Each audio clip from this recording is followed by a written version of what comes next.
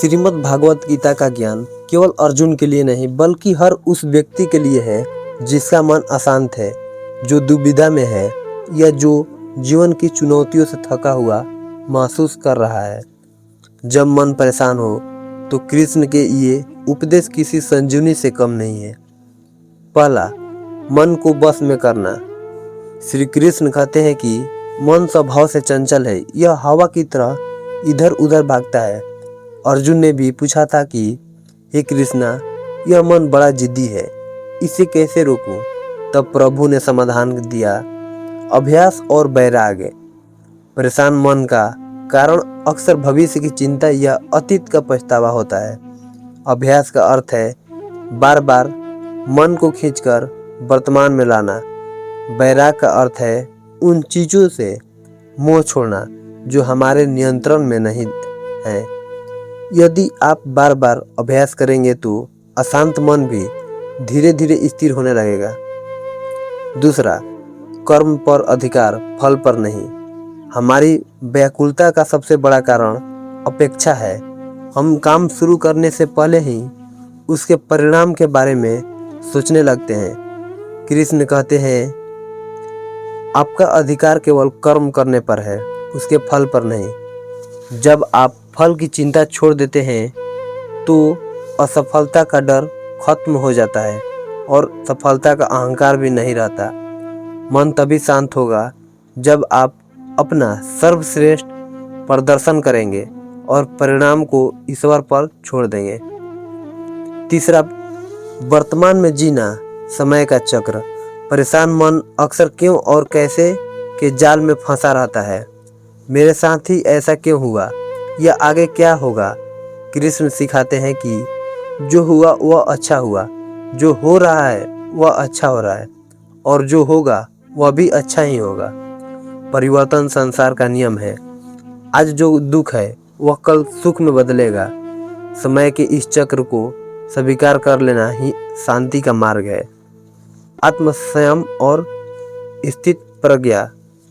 श्री कृष्ण स्थित प्रज्ञ व्यक्ति के बारे में बताते हैं, वह व्यक्ति जो न तो सुख में बहुत फूलता है और न ही दुख में टूटता है। मन की परेशानी तब बढ़ती है जब हम बाहरी स्थितियों, निंदा और प्रशंसा के गुलाम बन जाते हैं। कृष्ण कहते हैं, स्वयं का उद्धार स्वयं करो। अपने भीतर एक ऐसा केंद्र विकसित करो जो बाहरी तूफानों से अप्रभावित हो। पांचवा, क्रोध और इच्छाओं का त्याग। अशांति की जड़ इच्छा और क्रोध में है। जब हमारी कोई इच्छा पूरी नहीं होती तो क्रोध जन्म लेता है। क्रोध से समोह पैदा होता है और भ्रम से बुद्धि का नाश होता है। बुद्धि नष्ट होने पर मनुष्य का पतन निश्चित है। इसलिए यदि मन अशांत है तो अपनी इच्छाओं की सूची छोटी करें। संतोष ही सबसे बड़ा धन है। गीता के अंत में कृष्ण कहते हैं, जब सब रास्ते बंद दिखने लगे, जब बोझ बहुत भारी लगने लगे तो सब कुछ ईश्वर को सौंप दे। यह कायरता नहीं, जब सब रास्ते बंद दिखने लगे, बल्कि सर्वोच्च साहस है यह विश्वास कि मेरा सारथी कृष्ण है। मन के सारे डर को खत्म कर देता है। जैसे युद्ध के मैदान में अर्जुन निश्चिंत हो गए थे, वैसे ही आप भी अपने जीवन के युद्ध में ईश्वर को अपना सारथी बना लें। मन की परेशानी केवल एक संकेत है कि आप स्वयं से दूर हो गए हैं। श्री कृष्ण का ज्ञान हमें वापस अपने से जोड़ता है। याद रखें, आप यह शरीर नहीं बल्कि एक दिव्य आत्मा है। शास्त्र इसे काट नहीं सकते, अग्नि इसे जला नहीं सकती। जब आप अपनी दिव्यता को पहचान लेते हैं तो दुनिया की कोई भी परेशानी आपको विचलित नहीं कर सकती।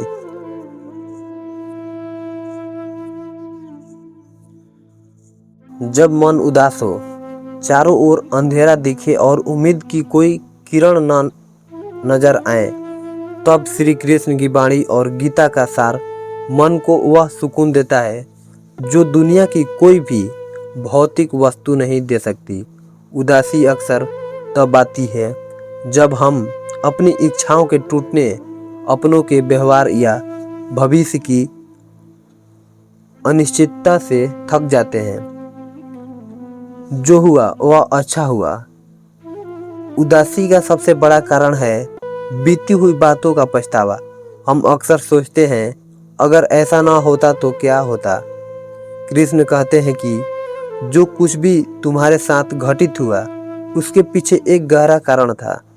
जो हुआ वह अच्छा था, जो हो रहा है वह भी अच्छा है और जो होगा वह निश्चित ही श्रेष्ठ होगा।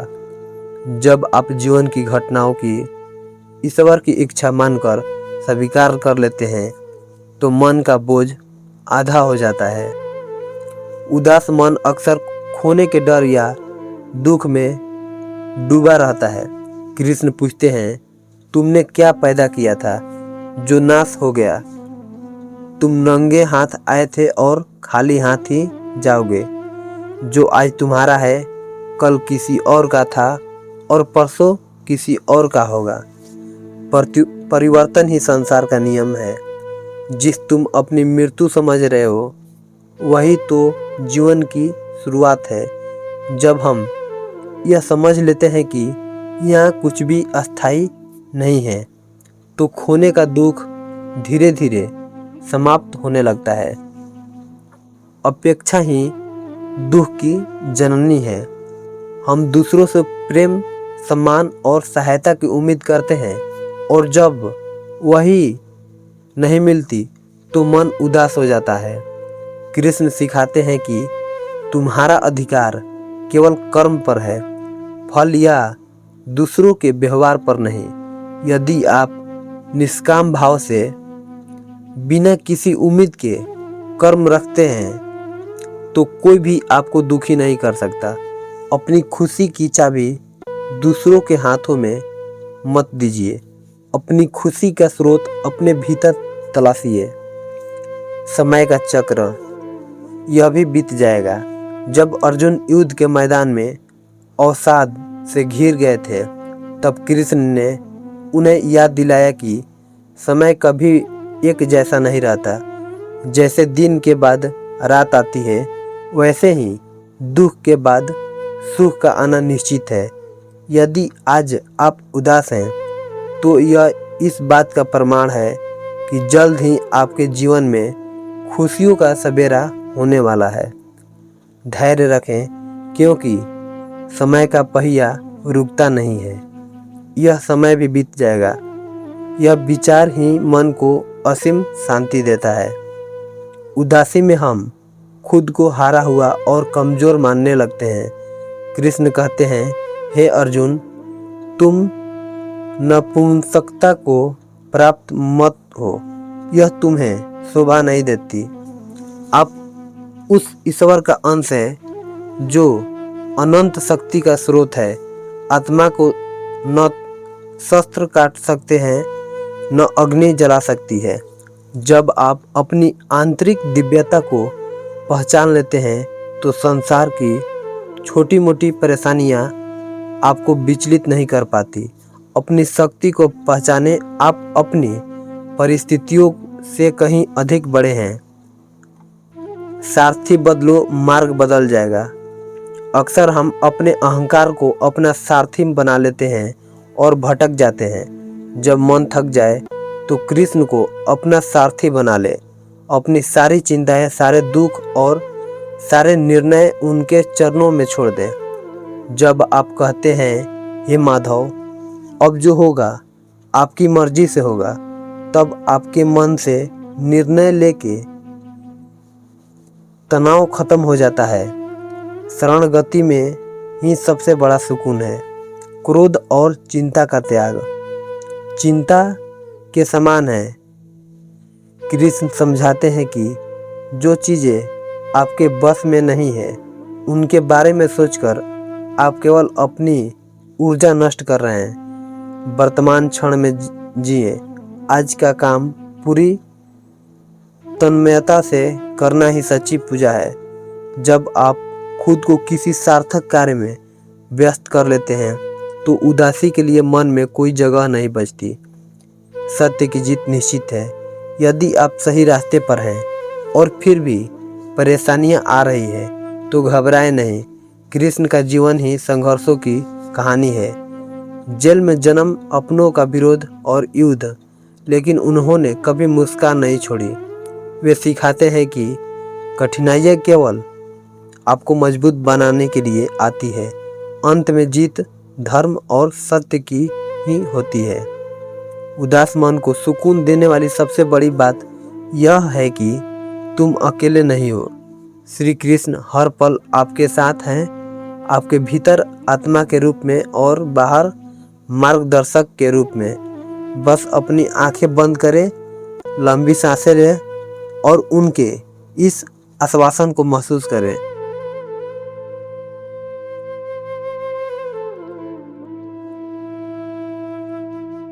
भगवान श्री कृष्ण का अर्जुन को दिया गया उपदेश केवल एक धार्मिक ग्रंथ नहीं है, बल्कि यह जीवन के हर युद्ध को जीतने का एक मनोवैज्ञानिक और आध्यात्मिक ब्लूप्रिंट है।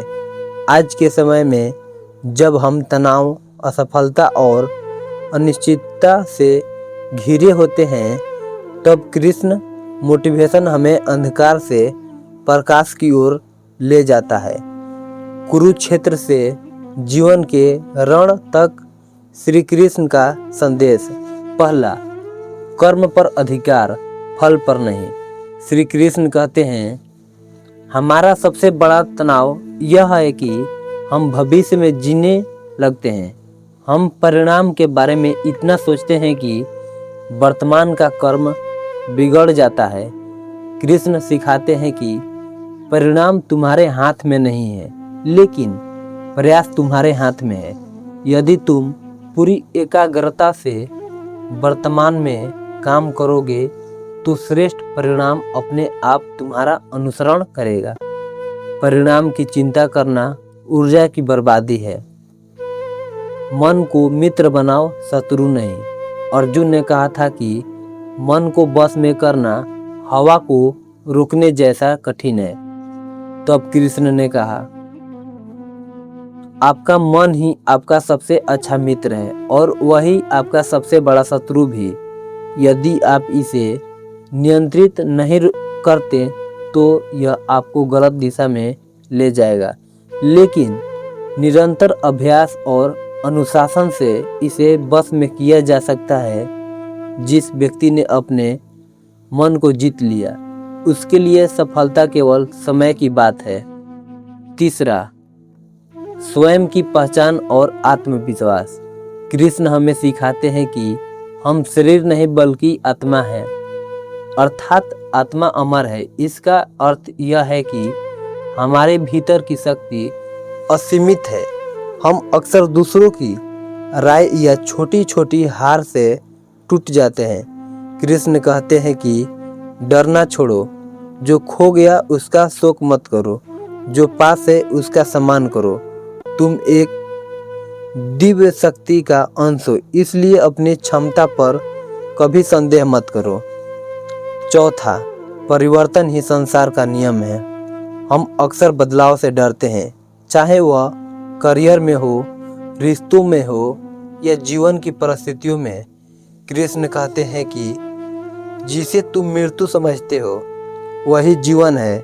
कल जो तुम्हारा था आज किसी और का है और कल किसी और का होगा।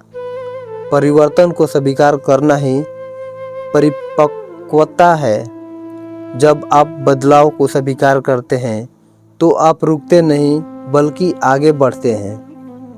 निष्काम कर्म और धर्म कृष्ण का सबसे शक्तिशाली संदेश है। अर्थात दूसरे की नकल करने से बेहतर है कि आप अपने स्वभाव और अपनी योग्यता के अनुसार कार्य करें। अपनी तुलना दूसरों से करना बंद करें। आप इस दुनिया में किसी विशेष उद्देश्य के लिए आए हैं। जब आप बिना किसी स्वार्थ के अपना कर्तव्य निभाते हैं तो वह कर्म ही पूजा बन जाता है। 6वां, क्रोध और वासना से दूरी। कृष्ण चेतावनी देते हैं कि क्रोध मनुष्य की बुद्धि को खा जाता है। क्रोध से भ्रम पैदा होता है और भ्रम से बुद्धि का नाश होता है। जब बुद्धि नष्ट होती है तो मनुष्य का पतन हो जाता है। शांत रहकर ही सही निर्णय लिए जा सकते हैं। कठिन परिस्थितियों में शांत रहना ही एक योद्धा की असली पहचान है। 7वां, पूर्ण समर्पण और विश्वास। अंत में कृष्ण कहते हैं, इसका मतलब यह नहीं कि काम छोड़कर बैठ जाओ। इसका मतलब है कि अपना सर्वश्रेष्ठ प्रयास करो और फिर परिणाम को परमात्मा पर छोड़ दो। जब आप मैं अहंकार को हटा देते हैं और ईश्वर पर विश्वास करते हैं। श्रीमद् भागवत गीता महाभारत के भीष्म पर्व का अंश है, जिसमें भगवान श्री कृष्ण और अर्जुन के बीच का संवाद है। यह 18 अध्यायों और 700 श्लोकों का अद्भुत संग्रह है। पहला अध्याय, अर्जुन विषाद योग। विषय, कुरुक्षेत्र के युद्ध क्षेत्र में अर्जुन का मोह और दुख। अर्जुन अपने ही सगे संबंधियों को शत्रु पक्ष में देखकर भ्रमित हो जाते हैं और युद्ध न करने का निर्णय लेते हैं। वे धनुष त्याग कर रथ के पिछले भाग में बैठ जाते हैं। दूसरा अध्याय, सांख्य योग। विषय, आत्मा का ज्ञान और कर्मयोग। श्री कृष्ण अर्जुन को समझाते हैं कि आत्मा अमर है, उसे न शस्त्र काट सकते हैं न अग्नि जला सकती है। वे अर्जुन को क्षत्रिय धर्म का पालन करने और फल की चिंता किए बिना कर्म करने का उपदेश देते हैं। तीसरा अध्याय, कर्मयोग। विषय, निष्काम कर्म की महत्ता। भगवान बताते हैं कि कर्म से कोई बच नहीं सकता। मनुष्य को स्वार्थ त्याग कर अपने कर्तव्यों का पालन करना चाहिए। समाज के कल्याण के लिए कर्म करना ही श्रेष्ठ है। चौथा अध्याय, ज्ञान कर्म संन्यास योग। विषय, ज्ञान और दिव्य कर्म। श्री कृष्ण बताते हैं कि वे धर्म की स्थापना के लिए हर युग में अवतार लेते हैं। वे कर्म, अकर्म और विकर्म के भेद को समझाते हैं और बताते हैं कि ज्ञान की अग्नि सभी पापों को जला देती है। अध्याय 5, कर्म संन्यास योग। विषय, संन्यास और कर्म योग में समानता। बाहरी त्याग से कहीं श्रेष्ठ मन का त्याग है। जो व्यक्ति फल की इच्छा छोड़ देता है वह संसार में रहते हुए भी कमल के पत्ते की तरह निर्लिप्त रहता है। 6वां अध्याय, आत्म संयम योग। विषय, मन का नियंत्रण और योग। इस अध्याय में मन को बस में करने और ध्यान लगाने की विधि बताई गई है। भगवान कहते हैं कि जिसका मन बस में नहीं है वह उसका सबसे बड़ा शत्रु है। 7वां अध्याय, ज्ञान विज्ञान योग। विषय, ईश्वर का स्वरूप। श्री कृष्ण अपनी परा और अपरा प्रकृति के बारे में बताते हैं। वे कहते हैं कि जो भक्त अन्य भाव से उनकी शरण में आते हैं वे ही माया को पार कर पाते हैं। 8वां अध्याय, अक्षर ब्रह्म योग। विषय, मृत्यु और मोक्ष। अंत समय में मनुष्य जिसका स्मरण करता है वही गति उसे प्राप्त होती है। इसलिए निरंतर ईश्वर का स्मरण करते हुए कर्म करना चाहिए। 9वां अध्याय, राज विद्याराज गुण योग। विषय, परम गोपनीय ज्ञान। भगवान बताते हैं कि यह जगत उनके द्वारा ही व्याप्त है। वे कहते हैं पत्रम पुष्पम फलम तोयम, अर्थात जो प्रेम से मुझे एक पत्ता, फूल या फल भी अर्पित करता है, मैं उसे स्वीकार करता हूँ। 10वां अध्याय विभूति योग। विषय भगवान की अनंत ऐश्वर्य शक्ति। अर्जुन भगवान के विस्तार को जानना चाहते हैं। श्री कृष्ण बताते हैं कि श्रेष्ठ वस्तुओं में वे ही मुख्य है, जैसे पांडवों में अर्जुन, शस्त्रधारियों में राम और नदियों में गंगा। 11वां अध्याय विश्व रूप दर्शन योग। विषय विराट रूप का दर्शन। अर्जुन की प्रार्थना पर भगवान अपना दिव्य विश्व रूप दिखाते हैं, जिसमें पूरा ब्रह्मांड समाया हुआ है। अर्जुन भयभीत होकर उनसे पुनः सौम्य रूप धारण करने की विनती करते हैं। 12वां अध्याय भक्ति योग। विषय भक्ति का मार्ग। साकार और निराकार भक्ति में से भगवान साकार भक्ति को सरल बताते हैं। वे उन गुणों का वर्णन करते हैं जो एक भक्त को उनके अत्यंत प्रिय बनाते हैं। 13वां अध्याय क्षेत्र विभाग योग। विषय शरीर और आत्मा का भेद। शरीर क्षेत्र है और आत्मा क्षेत्रज्ञ, जानने वाला। पुरुष और प्रकृति के अंतर को समझना ही वास्तविक ज्ञान है। पुरुषोत्तम योग। 15वां अध्याय विषय संसार रूपी वृक्ष और ईश्वर। संसार को एक उल्टे अश्वत्थ पीपल के वृक्ष के समान बताया गया है। भगवान को पुरुषोत्तम कहा गया है क्योंकि वे क्षर और अक्षर दोनों से परे हैं।